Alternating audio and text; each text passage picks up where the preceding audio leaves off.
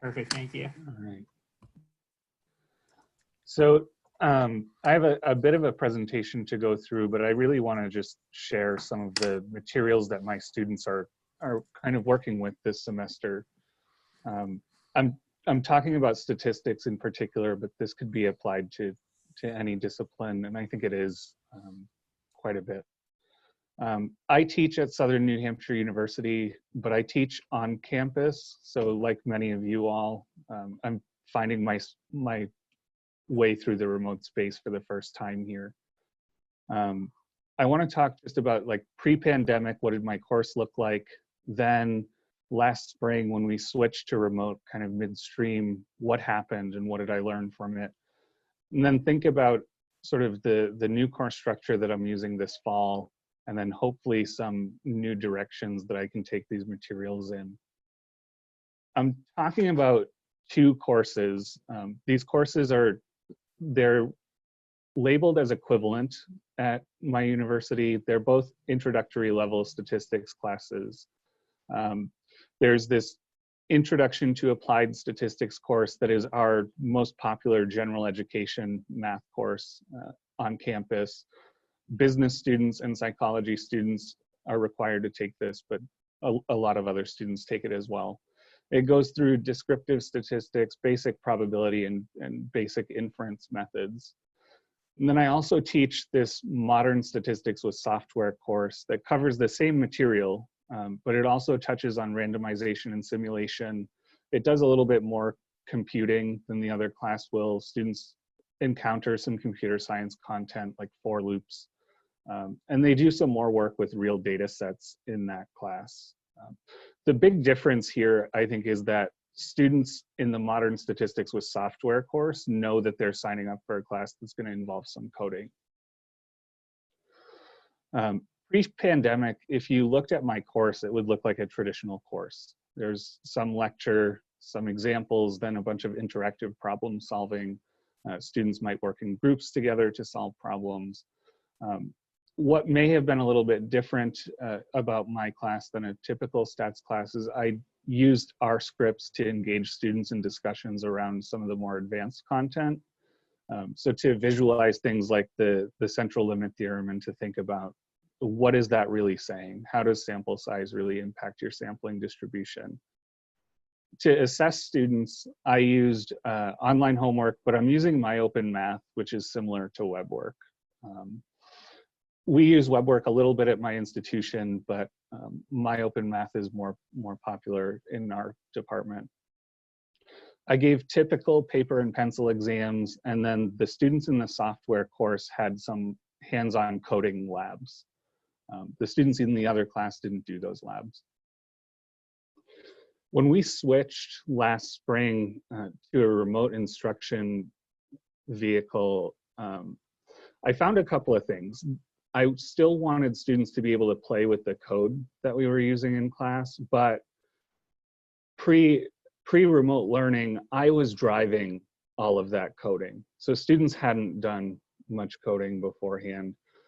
So asking them to code on their own, even with detailed instructions, didn't work out very well. So I decided kind of halfway through that experience, I needed to either remove the coding aspects altogether or find a better way to deliver them. But then I also found that just reading or watching videos was not enough for most students. The hands-on and the exploratory nature that the code allowed for was really beneficial.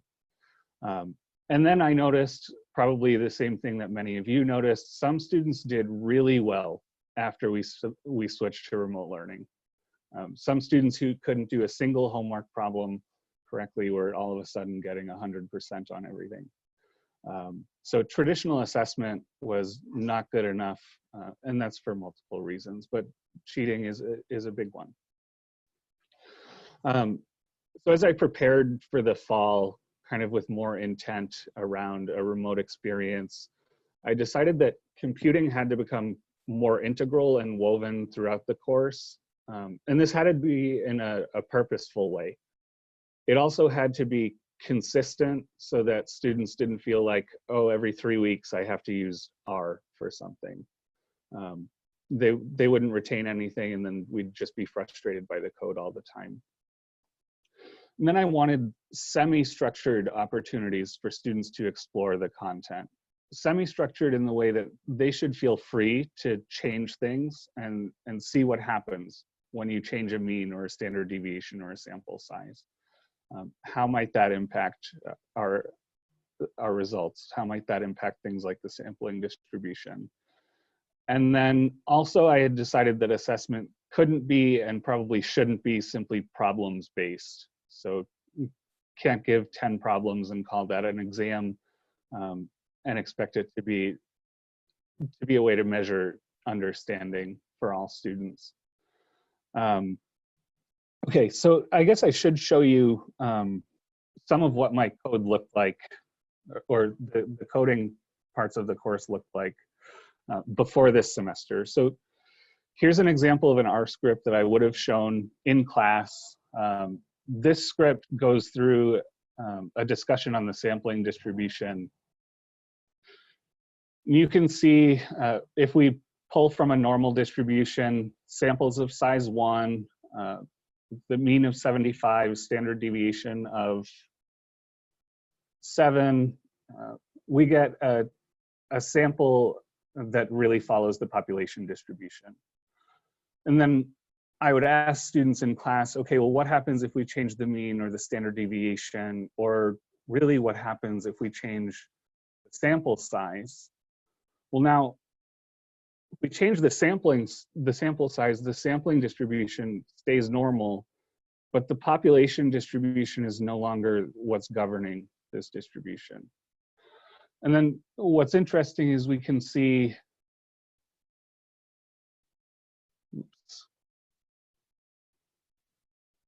that we can still predict what the sampling distribution should look like just by swapping out the plotting code. And so I think students enjoy the ability to see the sampling distribution kind of and the central limit theorem in action here. But just to give students this script and say, read through these notes or read through this chapter of the book and then play with this script wasn't working.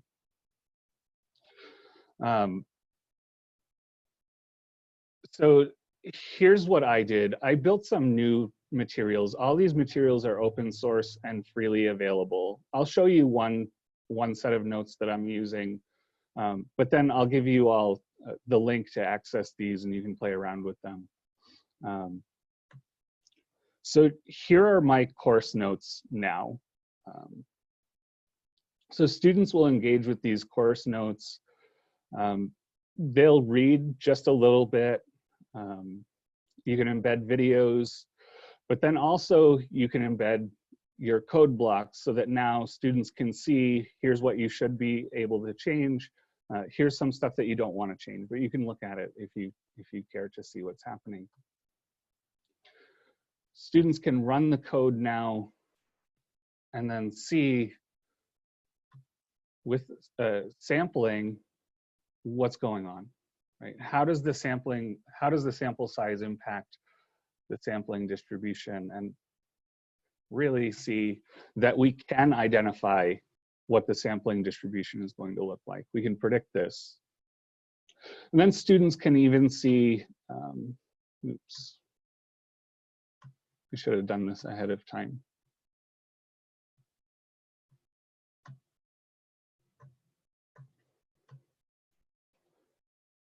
So students can see how this works with distributions that are not normal.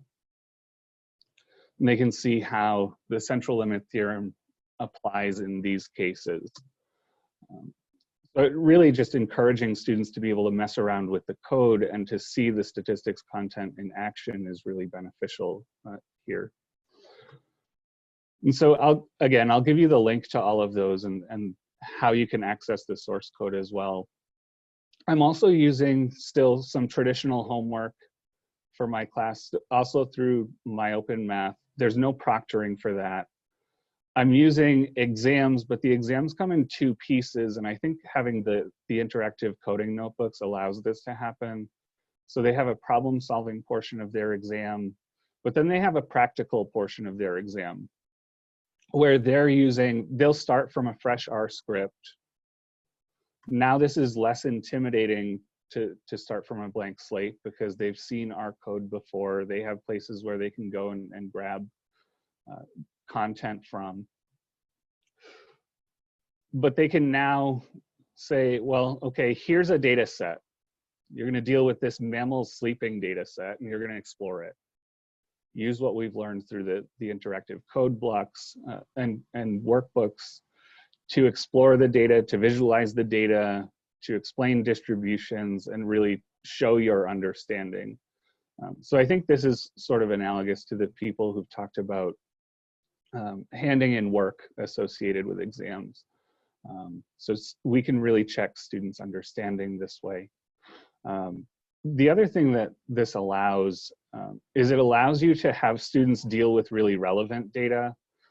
So for part of my final exam last semester, students were dealing with live coronavirus infections data. They were pulling from the Johns Hopkins GitHub repository and running analysis to see what the state of the pandemic was. And so I think relevant experiences are really helpful, especially in a statistics course. I did give a little bit of a survey to my students about how they were feeling these interactive notes were impacting their experience in stats this semester. A couple of interesting results were most students are using the notes to their full capacity. They're reading and engaging with the questions. Most students prefer the notes over just reading a set of static notes that I would give them. I was pleasantly surprised by this third plot in the top right. A lot of students were actually saying that they preferred the interactive notes over a live lecture, which I didn't expect. And then down here, I was pleasantly surprised by this. So this was all on a scale from 1 strongly disagree to 5 strongly agree. Fewer students found the notes frustrating than I expected. And then in the bottom right, students actually enjoy having a mix of practical, real live data exploration and traditional homework problems, which I was excited by. A couple of comments from the students. I did want to include this one because this is not a pleasant experience for everybody. So some people think R is horrible, but the vast majority of my students feel like engaging with real data through R is valuable to them. Currently, the workbooks that I'm using don't have any tracking or grading. So I don't know how the students are using these notebooks. I can't use them as homework. I can't use them for exams. I'd like to embed that functionality. There is a way to do that now. I'd like to improve the ease of access of the workbooks. So students can't access these workbooks in the way that I'm showing you here from this web interface. Students currently have to launch the notebooks from a local R session. And I'd really like to develop more practical activity workbooks that would supplement these content delivery notebooks. I do want to make sure we have time for questions though. So I'm just showing you some resources I use. You can access my materials. So the website, the web interface that I'm using to show the notes is here. You can play around with all of the notes. You can use these workbooks in your class. Students would just install the R package associated with the notes. The workbook source code is open. You are free to steal it and adapt it. And if you want any of these materials or you want to talk about these materials, you can feel free to email me. I'm happy to chat with people about them. But I think I'm going to leave it there and just give people an opportunity to ask questions. I would encourage you to go to the web interface and kind of explore what the notebooks are doing. But students are finding those valuable. So again, I'll stop there. I'll check in on the chat, but feel free to ask questions. Adam? Yeah. Annie, good to see you. You Remember too. this time? Yes, I do. We're same group, right? Yeah, yeah. I said, that's Adam. That's me, yeah. Yeah, it's good. Yeah, so can you put your URL and the chat? In the chat? Yeah, sure. I was trying to type That's a it good out. idea. Good. This Great is idea. excellent. I'm thinking about redesign our business data science statistics. This is So good. I couldn't find the chat, sorry. Oh, chat and bottom. Here. Oh, maybe. But there's the link. There's the link to the notebooks. Okay, thanks. So Paul, these are Shiny apps, but I didn't pay for space on a Shiny server. And we don't, so part of the reason we don't use WeBWorK in my department is because my university does not want to host its own server. So it's a great question, actually. I wish I would have been able to. But this is all done with Shiny.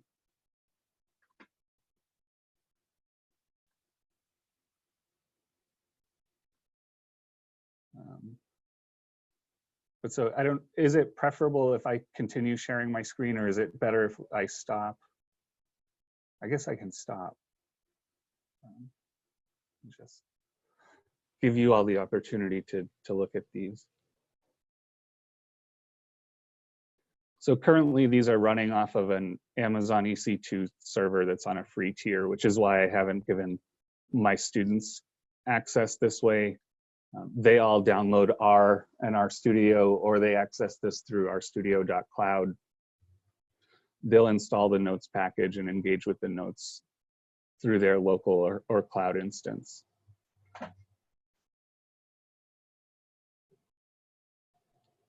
Nice thing with this is it's not that hard to develop these workbooks, and students do like the interactivity.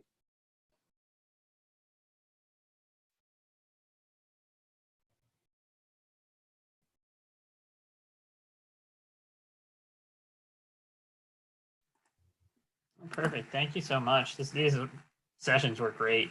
I think we have a little bit shorter, but we're going to get started again. You know, people can feel free to stay on, you know, kind of chat. We're going to start again at 3:30 to discuss future directions.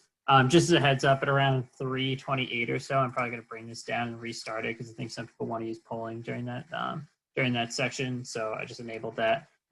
But just so everyone can rejoin, but everyone feel free, you know, I know we had to cut off a couple of conversations. So thank you all so much. That was great.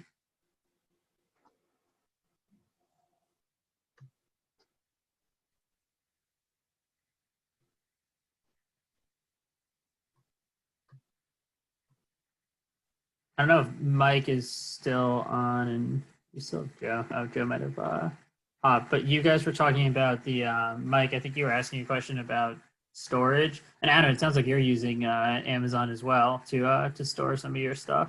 Mm-hmm. So it sounds like everyone kind of has a few different approaches in terms of how they're handling it. Because Paul, you said you're storing it in your local, just in your database. Yeah, so that was the point I was making, was that he was storing it actually in the past answers field of the database, if I remember right, Paul. Is that right? You're muted. Yeah.